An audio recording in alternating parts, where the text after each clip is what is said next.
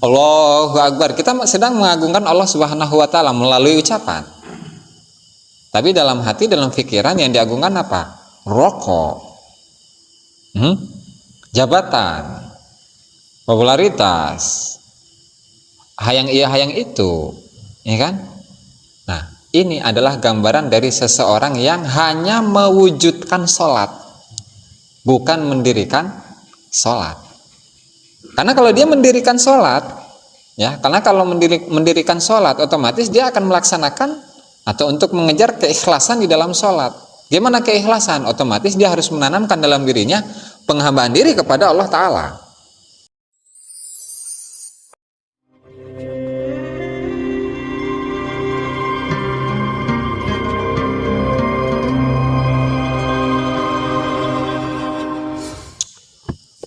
Alhamdulillah, salatu wassalamu ala Rasulillah Muhammad ibn Abdullah wa ala alihi wa sahbihi wa mawalah wa la hawla wa la quwata illa billahi nawaina at-ta'allum ta'lim wa an-naf'a wal intifa' wa tadhakkura wa tadhkir wal ifadata nuhun wal istifada wal hasala tamassuki bi kitabillahi wa sunnati rasulih wa du'a ila al-huda wa dalalata ala al-khairi ibtigha'a wajhihi wa qurbihi thawabihi subhanahu wa ta'ala. Rabbi shrah li sadri wa yassir li amri wahlul 'uqdatam min lisani yafqahu qawli. Hadirin yang dimuliakan Allah Subhanahu wa taala, mari kita lanjutkan adab yang ke berapa nih? 45 ya, dari adabnya murid. Apa itu adabnya? Yaitu tentang at-taba'ud amman la ya'malu bi ilmih, menjauhkan diri dari seseorang yang tidak mengamalkan ilmunya. Itu orang yang berilmu tapi dia tidak mengamalkan. Apalagi ketika orang yang bodoh, ya kan? Orang yang bodoh nggak ngamalin lagi. Atau mau ngamalin apa? Jelma bodoh iya. Ya, artinya seseorang yang berilmu, ya, seseorang yang berilmu dan tidak mengamalkan ilmunya itu saja dijauhi, apalagi orang yang bodoh. Gitu kan, orang yang berilmu jelas-jelas punya ilmu dia dijauhi, apalagi orang bodoh ya harus lebih dijauhi lagi gitu. Kenapa? Takut nular penyakitnya ya, karena seperti pada penjelasan mengenai malam kemarin tentang seseorang yang memiliki karakter yang buruk ternyata itu nular, dan efek buruknya itu lebih bahaya daripada bisikan dari 60 dedengkot iblis, dedengkot setan. Itu lebih bahaya orang yang memiliki kriteria yang buruk. Orang yang memiliki kriteria yang buruk berarti itu satu, di dalam dirinya memang gak ada ilmu, bodoh iya, ya kan? Sehingga dia itu tidak memiliki filter untuk mana yang baik dan mana yang buruk. Dan di sisi lain dia menganggap segala sesuatu yang dia lakukan adalah kebenaran. Dan tidak tahu bahwasanya segala sesuatu itu ya harus dinilai dari bagaimana akhlaknya para as-salafus shalihun, khususnya para ahli sufi, ya, karena mereka adalah yang menjadi barometer utama dalam ukuran atau timbangan mengenai adab akhlak. Karena apa? Ya karena ketika seseorang itu hatinya lembut, maka hal itu akan tercerminkan di dalam ucapan dan perbuatannya. Dan itulah yang akan yang sudah dijelaskan oleh Syekh Abdul Wahab Asy-Syarani pada pertemuan sebelumnya. Lalu beliau akan menggambarkan bagaimana terus gambaran dari orang yang berilmu dan mengamalkan ilmunya itu seperti apa. Nah, di sini sekarang akan dijelaskan. Kata beliau, falau annal fuqaha a'adatan ya'tanuna bil amali bi amalihim bi ilmihim kama ya'tani bihi sufiyah lakanu humus sufiyah. Seandainya jika para ahli fikih, ulama syariat, mereka itu perhatian dalam amal, dalam mengamalkan ilmunya sebagaimana perhatian para ahli sufi dalam pengamalan ibadah mereka, sungguh mereka itu akan menjadi ahli sufi yang sebenarnya. Maksudnya bagaimana? Jadi apa yang dicapai oleh ahli sufi? pencapaian mereka mengenai ilmu hakikat, bisa mengenal Allah, ya kan? Allah Subhanahu wa taala bertajalli kepada diri mereka. Mereka memiliki ilmu kemakrifatan, itu kan mengenai tentang ketuhanan, kemudian memiliki keyakinan yang tinggi di sisi Allah taala. Itu merupakan efek dari apa? Pengamalan dari ilmu yang mereka perbuat. Contoh, kita berbicara sholat.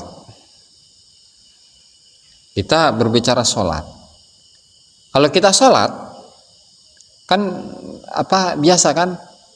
Adzan, ada adzan, qomat, kemudian sholat, takbir, sholat maghrib misalnya, Allahu Akbar, rukuk, sujud, segala macam, tahiyat, salam, selesai kan? Ya, itu adalah gambaran sholat. Kemudian yang harus diingat bahwasanya setiap ibadah itu tidak hanya gambarnya doang. Jadi misalkan ginilah, ada orang yang mati, dia punya kepala, punya rambut, punya kuku, punya kaki, punya tangan, punya otak, punya jasad, lengkap semuanya. Tapi orang mati, fungsinya apa? Ya namanya orang mati, fungsinya apa sih? Ya fungsian karena dikubur makanya, ya kan? Satu. Yang satu orang hidup. Yang namanya orang hidup, kakinya ada, lengkap bela, semua fisiknya ada. Apa perbedaan antara tadi orang mati dan orang hidup? Nyawa, ya kan? Apa nyawa dari semua ibadah? Semua ibadah yang diamalkan oleh manusia itu kan punya nyawa. Jadi ibarat ibadah itu adalah patung. Nyawanya ibadah itu apa? Ruhnya ibadah.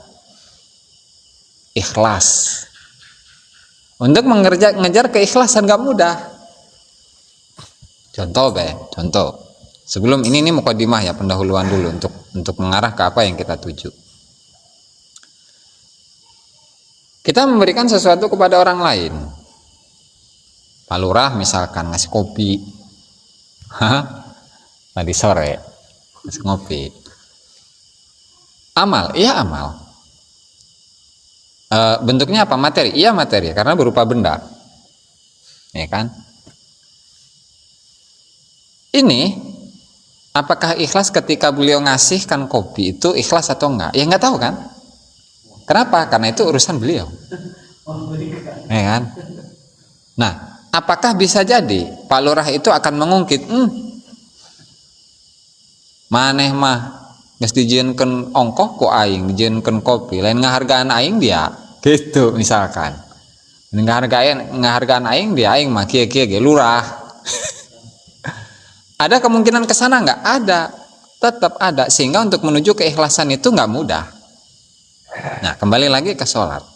Ibadah itu kan adalah tadi jasad, dan nyawanya itu adalah ikhlas. Tidak hanya ikhlas, tapi apa? Kalau menurut versi Imam Ibnu Athaillah As-Sakandari, al-a'malu suwarun, ya, pola. Al-a'malu suwarun, amal itu seperti patung. Dan waruhuha sirrul ikhlasi fiha.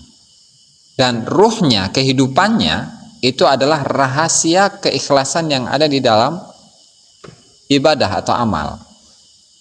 Makanya kita sholat biasa, takbir, ruku dan seterusnya. Apakah sudah ada ruhnya atau belum?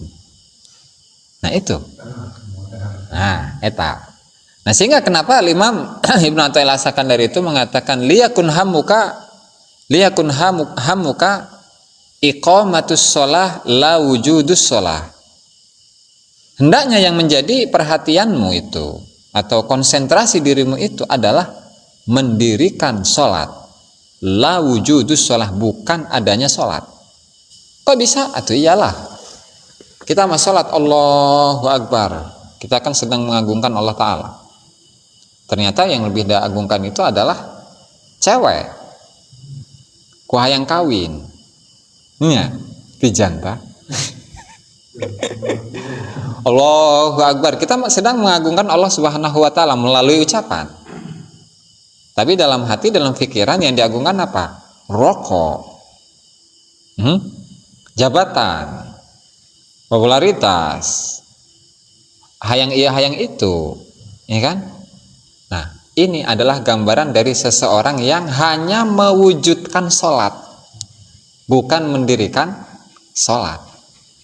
Karena kalau dia mendirikan sholat, ya, karena kalau mendirikan sholat, otomatis dia akan melaksanakan atau untuk mengejar keikhlasan di dalam sholat. Gimana keikhlasan? Otomatis dia harus menanamkan dalam dirinya penghambaan diri kepada Allah Ta'ala.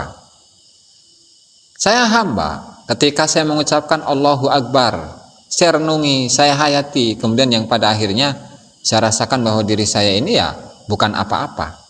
Allah yang maha agung berarti saya adalah maha lemah, maha letik. Kalau Allah Ta'ala itu maha agung, maha besar, berarti saya adalah maha kecil, gitu. Ya artinya saya tidak memiliki harga apapun, toh saya ini adalah seorang hambanya Allah Subhanahu wa Ta'ala. Sehingga semua kekayaan yang saya miliki, semua ilmu yang saya miliki, semua jabatan yang saya miliki, itu semuanya hanyalah fata morgana, bayang-bayang doang. Nah, ketika disorot lampu geus leungit. Itu. Nah, sehingga apa? Fama kullu musallin muqimun. Tidaklah setiap orang yang sholat itu adalah mendirikan sholat, tapi dia hanya mewujudkan, mengadakan sholat doang. Nah, doang orang tak.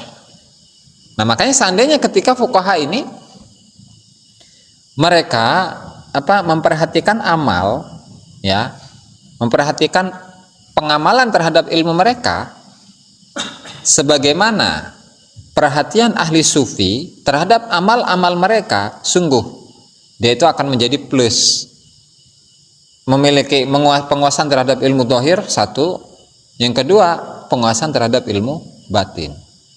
Nah, sehingga karena fuqaha ini dia sudah ada modal, dan yang kedua adalah pengamalannya saja yang belum. Nah, sehingga dia hanya memiliki satu sisi. Benar mereka adalah warasatul anbiya, ahli warisnya para rasul, tetapi apa? Dari sisi ilmu zahir. Kalau sufiyah itu benar-benar mereka yang mendapatkan ilmu wirasah, ilmu warisan dari siapa? Dari Rasulullah Shallallahu Alaihi Wasallam. Kenapa? Karena yang diwariskan oleh Rasulullah, Shallallahu Alaihi Wasallam kepada generasi-generasi selanjutnya itu adalah ilmu cinta Allah. Jadi segala sesuatu yang berkaitan tentang Allah, perintah Allah, larangan Allah itu berdasarkan atas cinta. Ketika seseorang itu sudah ada cinta kepada Allah Subhanahu wa Ta'ala, otomatis hatinya akan baik. Kepada siapa? Jelas kepada Allah satu, kemudian yang kedua yang berkaitan dengan Allah Subhanahu wa Ta'ala. Siapa? Makhluk-makhluknya Allah Ta'ala. Bagaimanapun keadaan mereka. Gitu. Nah, sehingga hal ini akan terlihat dalam ucapan dan perbuatan. Ucapannya baik, gitu kan. Misalkan Ajemi yang selalu dibully aja gitu sama kiai. Ajeminya sabar. Jadi ketika membalas itu ngebalas tapi dengan cara yang lembut, tetapi menukik gitu tuh. Walhasil intinya tidak menyakiti orang lain, baik dari segi ucapan atau perbuatan. Berarti ketika seseorang itu yang mengaku-ngaku cinta Allah Subhanahu wa Ta'ala, ya, tetapi hal itu tidak disaksikan melalui perbuatan dan ucapannya, bullshit berarti. Bullshit. Kenapa? Ya karena orang yang cinta itu adalah orang yang man tabzulu lahu al-muhibbu man tabzulu lahu. Orang yang cinta itu pasti berkorban. Orang yang cinta itu berkorban. Artinya dia akan berkorban dengan segala sesuatu yang dia punya kepada Allah. Kita mengaku cinta Allah Ta'ala, berarti kita harus berkorban. Apapun yang kita miliki, apapun yang bisa kita perbuat, itu semuanya adalah untuk Allah Subhanahu wa Ta'ala, tanpa sedikit pun keinginan untuk mendapatkan imbalan dari Allah. Makanya ketika sholat itu adalah katakanlah miniatur dari surga. miniatur dari surga yang ada di akhirat. Nah, tinggal kita tanya sendiri, diri kita ini ketika sholat apakah merasakan kenikmatan tersebut atau tidak? Jadi ketika dia sholat dia merasakan seakan-akan dirinya berada dalam surga. Kalau belum, ulah wakang aku cinta Allah, enggak, masih pengakuan, masih cinta-cintaan, gitu kan? Dan inilah yang dialami, yang dirasakan oleh para ahli sufi, itu ya. Makanya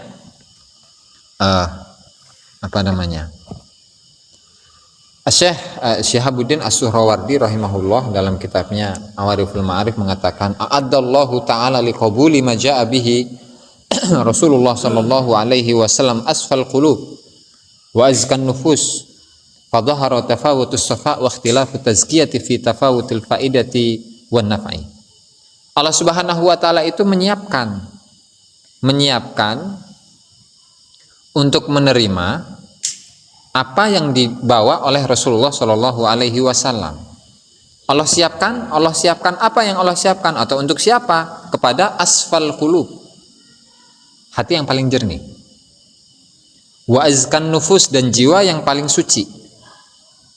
Jadi yang menerima, yang dapat menerima, ya, yang dapat menerima ajaran dari Rasulullah Shallallahu Alaihi Wasallam itu adalah orang-orang yang hatinya bersih, jiwanya suci, ya kan? Sehingga apa? Sehingga ketika seseorang itu hatinya suci, hatinya bersih, maka yang dia dapatkan itu apa? Adalah ilmu tentang cinta Allah Subhanahu wa ta'ala. Nah, kalau ahli fikih, biasanya yang namanya fikih itu ya panas. Kenapa panas? Oh, saya mau udah ngaji. Naon ngajinya? Fathul Mu'in. Kecil. Saya mau dari umur berapa? 15 tahun saya udah hatam 4 kali. Umur 15 tahun misalkan. Kemudian ngaji kitab yang lain, Fathul Wahhab, An-Najmul Wahhaj, Raudatut Talibin, Al-Majmu' Syarhul Muhadzab misalkan. Bahkan sampai Nihayatul Matlab Imam Haramain, Al-Hawil Kabir Imam Al-Mawardi, Al-Imam Syafi'i, Mukhtasar Al-Muzani, Mukhtasar Al-Muzani, Mukhtasar Al-Buwaiti, dan seterusnya. Itu udah saya kuasai. Sementara kamu mondoknya baru 2 tahun, kamu bisa apa? Ya itu fikih. Bawaannya apa? Panas. Sehingga apa? Sehingga bawaan dari fikih itu dia akan merasa lebih suci daripada orang lain, lebih hebat daripada orang lain, lebih tinggi daripada orang lain. Dari sisi manapun, mau dari sisi ilmunya, kayak hartanya, pengalamannya, umurnya, segala macam, senioritas. Itu akan dia selalu membawa. Nah, sehingga penyakit inilah yang menghalangi para ahli fikih itu untuk usul kepada Allah Subhanahu wa taala. Kenapa? Berat ini, untuk menghilangkannya itu berat. Nah, seandainya saja jika mereka ini mengamalkan ilmu seperti yang diamalkan oleh para sahabat, mereka nggak capek-capek, nggak memerlukan guru yang lain lagi untuk merawat kerohanian mereka. Itu kalau ahli fikih ini mengamalkan ilmunya dengan pengamalan atau perhatian seperti pengamalan yang dilakukan oleh ahli sufi. Itu kan? Kama kana alaihi salafus salih minal ulama, sebagaimana hal ini terjadi bagi kalangan as-salafus salih dari generasi sahabat, tabi'in, dan tabi'ut tabi'in. Setelah itu udah di situ ada pergeseran nilai. Jadi seakan-akan ilmu amal, membedakan antara ilmu dengan amal. Ya kan? Makanya di sini dikisahkan. Nanti ada kisah dari Imam Ahmad, ada kisah daripada Imam Syafi'i rahimahullahu ta'ala. Jadi hakikat dari sufi itu apa? Hakikat dari sufi itu adalah belum ke sana. Yang satu tadi, jika seandainya fuqaha itu memperhatikan amal sebagaimana perhatian para ahli sufi itu dalam amal, sungguh para fuqaha itu sama akan menjadi ahli sufi juga. Satu. Dan yang kedua, walalam yuhwiju taliban ila ghairihim, dan mereka sudah tidak akan membutuhkan lagi guru untuk membina, untuk merawat kerohanian mereka, sebagaimana yang terjadi pada salafus salihun tadi dari generasi sahabat, tabi'in, dan tabi'ut tabi'in. Ya karena hakikat dari sufi itu fa inna haqiqatas sufi huwa alimun. Orang yang ahli sufi itu adalah orang yang berilmu. Satu, yang kedua amila bi ilmi. Yang mengamalkan ilmunya. Bagaimana caranya, gambarannya ala wajhil ikhlas. Dari sisi keikhlasan. Jadi mengamalkan ilmu atas dasar keikhlasan yang benar-benar. Berarti ketika kita ini tadi contoh sholat ya, dalam sholat ikhlas. Ikhlas ya tidak hanya dalam ucapan, dalam perbuatan pun terlihat. Tidak hanya dalam perbuatan, tapi dalam rasa pun kerasa. Dari sisi rasa pun terasa oleh dirinya. Dari sisi perasaan dirasakan oleh dirinya. Ya tadi, orang sholat merasakan nikmat surga, seakan-akan dia berada di surga. Kenapa? Karena dia sedang berdialog, berinteraksi dengan Allah Subhanahu wa taala, bercakap-cakap dengan Allah Subhanahu wa taala. Nah, hal inilah mengapa Rasulullah itu mengatakan waju'ilat qurratu aini fis shalah, dan bahasa kita itu pikniknya Rasulullah itu ada dalam sholat. Rekreasinya Rasulullah Shallallahu Alaihi Wasallam itu ada dalam sholat. Kenapa? Ya itu, ketika beliau sholat merasakan kenikmatan yang luar biasa. Lalu kalau kita masih belum mulai ngaku cinta Allah, kalau belum mengarah ke sana, jangan ngaku terlebih dahulu untuk mengaku-ngaku kita ini adalah orang yang cinta Allah Taala. Jauh kene, enggak cinta-cintaan burung orang mah. Apalagi ngomong keyakinan gitu lah, jauh. Makanya Al-Imam Syafi'i wa kana Al-Imam Syafi'i rahimahullah ma'jalalati yujalisus sufiyah. Imam Syafi'i yang jelas-jelas seorang pendiri dari mazhab fikih ya, Imam Syafi'i. Ketenaran beliau dalam hadisnya, dalam lughahnya, dalam fikihnya, dalam usul fikihnya, dalam tauhidnya, beliau tetap mengambil faedah dari ahli sufi. Terus ada yang nanya ke beliau, wahai Imam, mada stafata min mujalasati haula, engkau bergaul dengan orang-orang ahli sufi, itu apa sih yang kamu dapat? Kata beliau, istafatu minhum syai'ain, saya mengambil faedah dari pertemanan saya dengan ahli sufi ada dua faedah. Satu, al-waqtu sayfun illam taqta'uhu qata'ak. Waktu itu seperti pedang. Waktu itu seperti pedang ketika engkau tidak menghunuskannya, atau pedang itu tidak engkau gunakan untuk memotong, maka pedang itulah yang akan memotong dirimu. Arahnya kemana? Ya, ahli sufi itu tidak hanya ibadah mereka itu tidak hanya di waktu sholat, tidak hanya di waktu yang telah diatur oleh syariat. Waktu sholat itu doang, enggak. Tapi apa? Setiap nafas itu ada ibadah. Makanya ada zikir nafas ya. Allah Allah. Ketika menghirup, hu Allah, hu Allah, hu Allah. Terus, dan itu sudah menjadi tradisi atau sudah melekat dalam diri mereka, sehingga waktunya itu terpenuhi dengan ibadah. Kalau kita ngobrol kan, ya kan, ngopi mengopi, ngerokok mengerokok, hati mah kemana?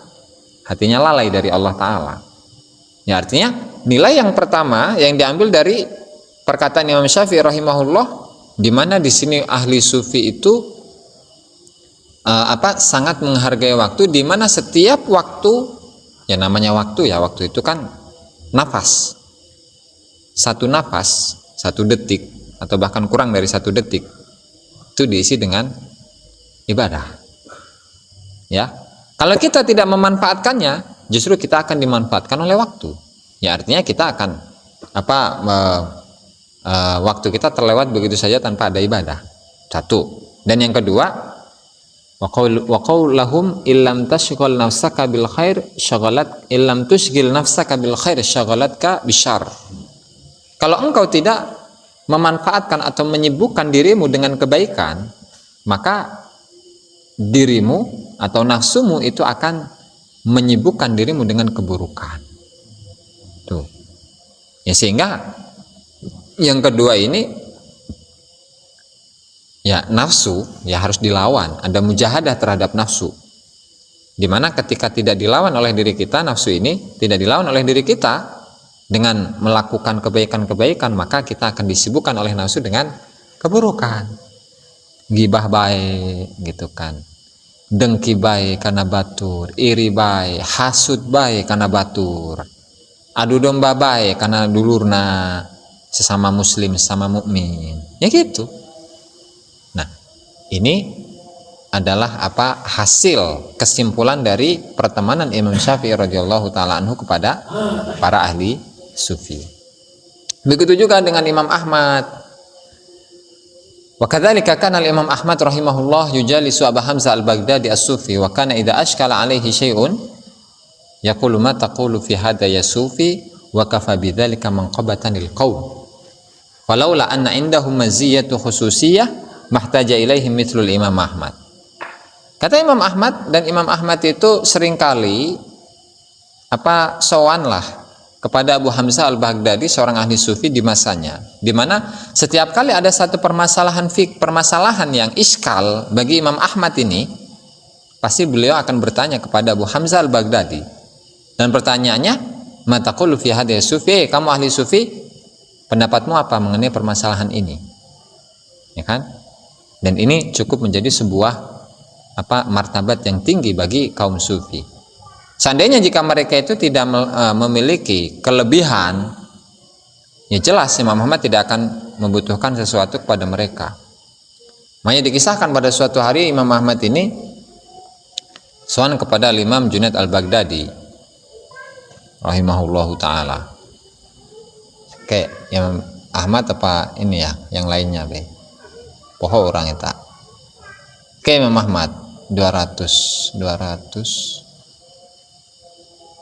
Oke, menurut satu versi ya. Kalau nggak Imam Ahmad ya yang lain pokok ahli fikih be. Apa Ibnu Suraj ya? Poho. Nggak Imam Ahmad be.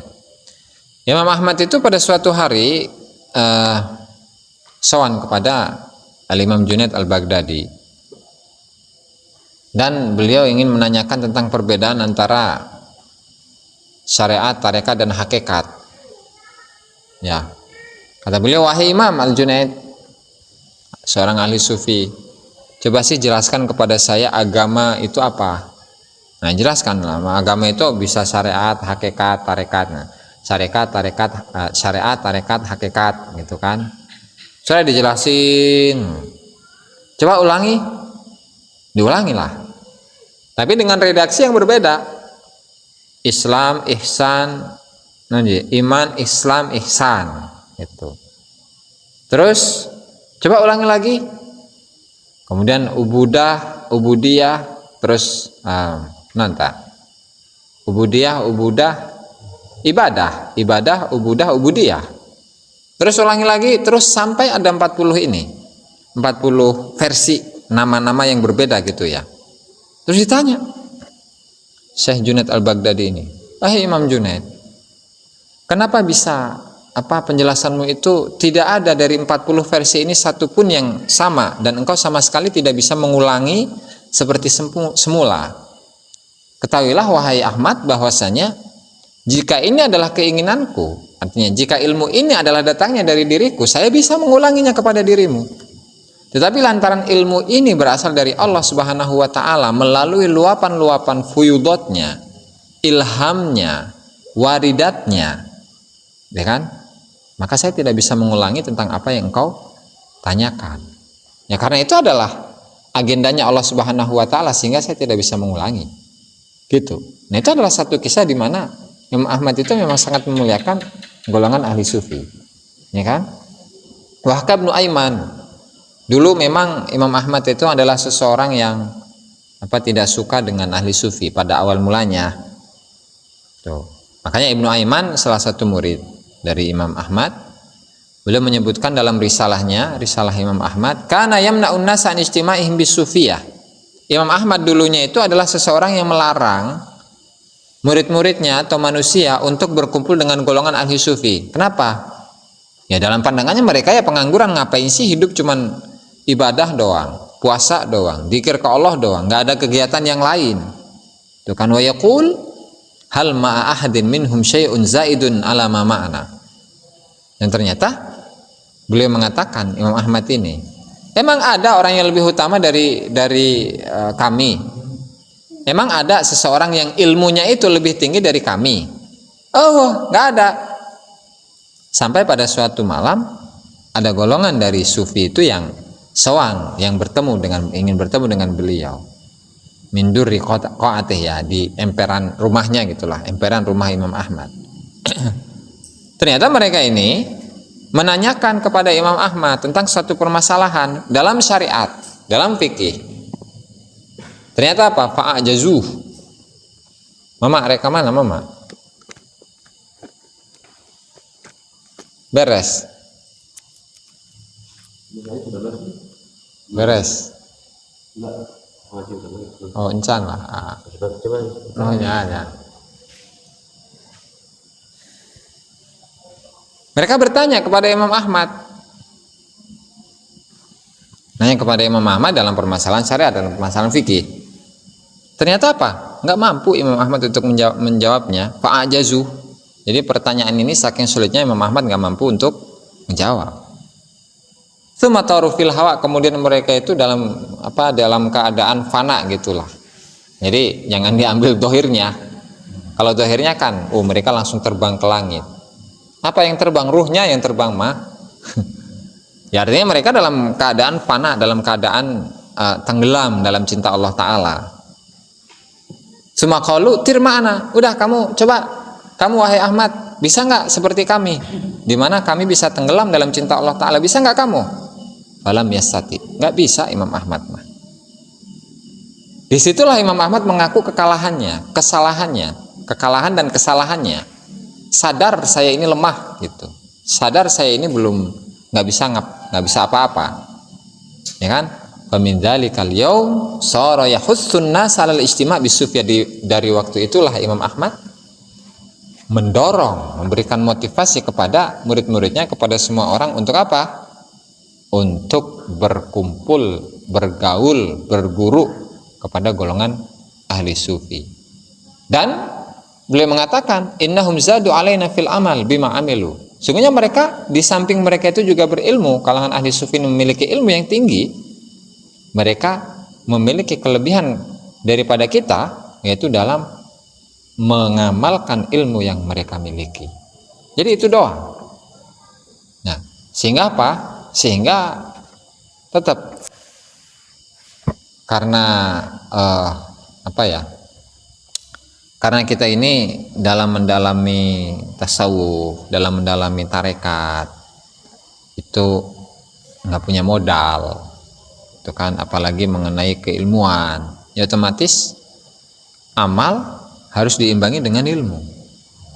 Karena kalau amal doang tanpa ilmu, yang mau diamalin apa?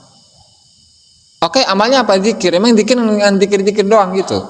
Ya ente.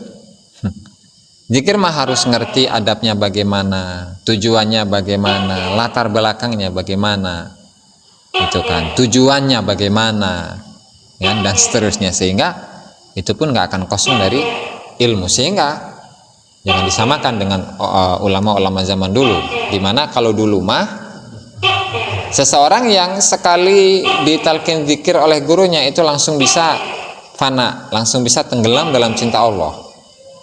Kalau sekarang nggak semuanya. Nah, sehingga untuk mengejar ke sana itu harus ada keseimbangan antara amal dengan ilmu. Amal doang, ya kan, nggak bisa. Atau ilmu doang, sama. Sehingga dua-duanya itu harus berbarengan. Itu ya. Supaya apa? Supaya kita bisa menjadi seorang yang sufi, seorang yang cinta Allah Subhanahu wa ta'ala, min ya rabbal alamin. Sebelum ditutup barangkali ada pertanyaan. Tahiyataya wallahu ta'ala alam. Bismillah.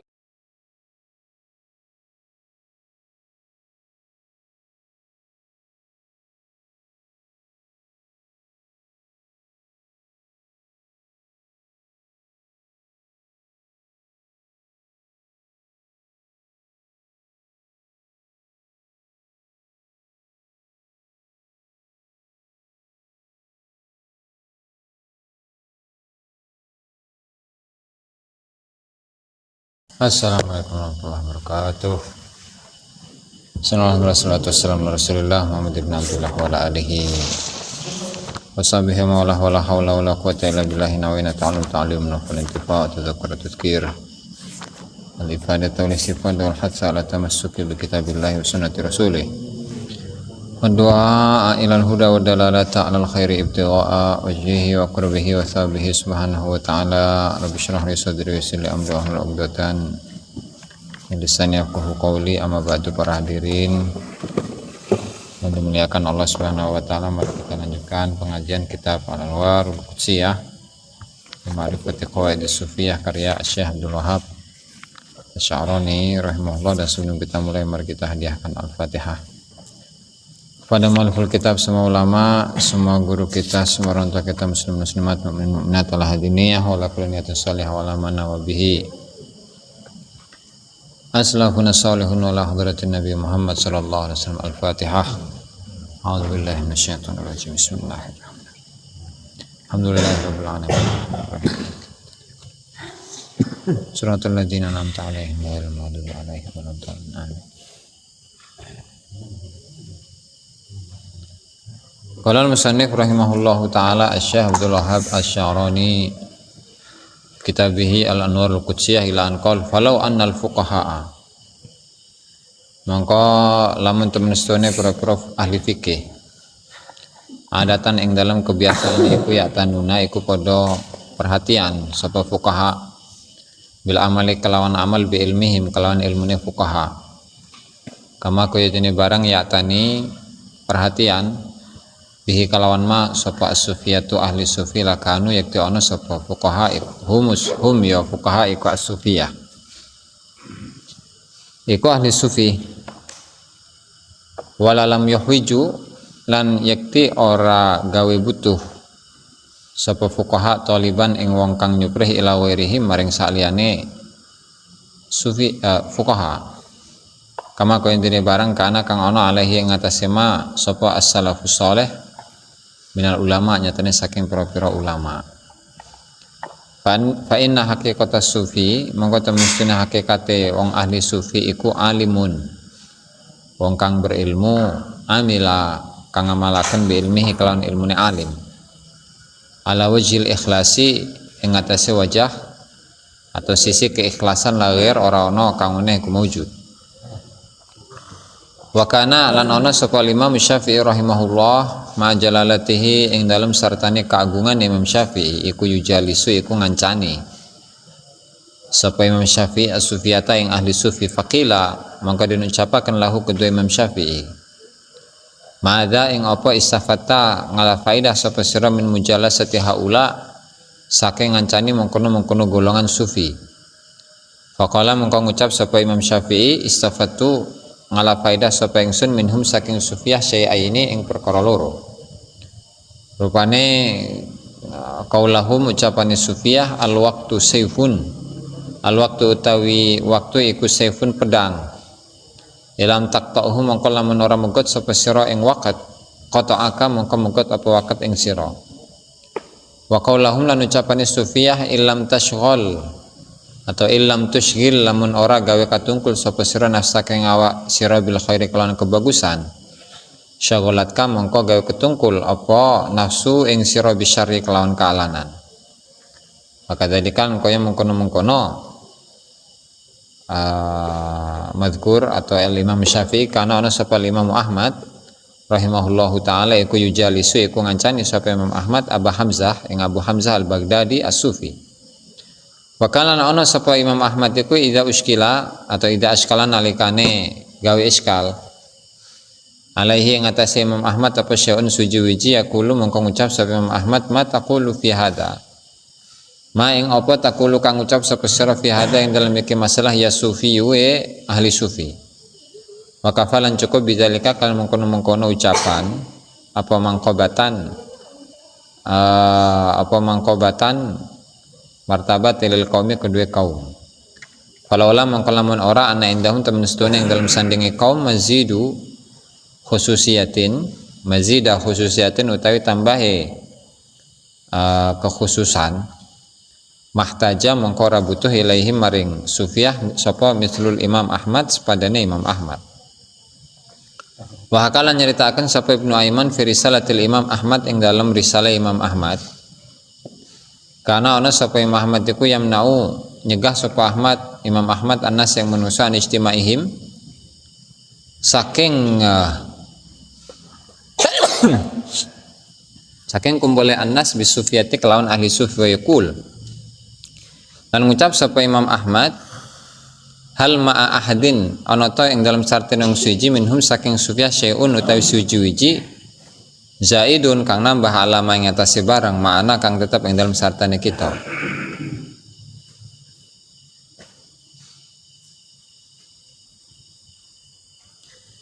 Hatta nazala sehingga temurun alaihi ngatasi Ahmad minhum saking sufiyah sapa jamaatun golongan fil laili ing dalam wengi min durri qaatihi saking nantang karena dihlis itu apa emperan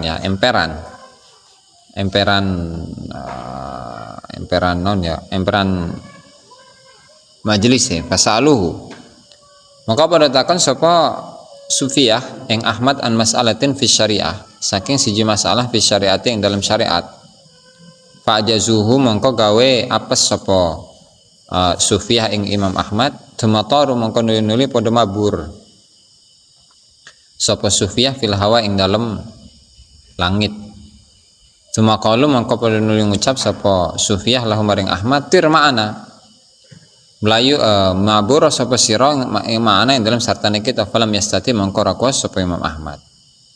Famin dzalikal yaum mongko saking mengkono dina sara jadi sapa Imam Ahmad iku yahutsu iku ngedorong sapa Imam Ahmad anas yang menungso alal istimai ing atase kumpul bisufiyati kelan ahli sufi yaqulu lan ngucap sapa Imam Ahmad innahum zadu temen sufiyah iku zadu padha nambah sapa sufiyah alaina ing atase kita fil amali ing dalam ngamal bima kelawan barang alimu kang padha weruh sapa sufiyah. Adamul iltifat ila ma kharaja wallahu a'lam. Subscribe, like dan komen di bawah ini.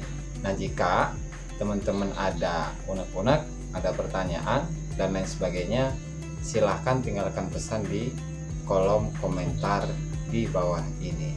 Terima kasih sebelumnya. Assalamualaikum warahmatullahi wabarakatuh.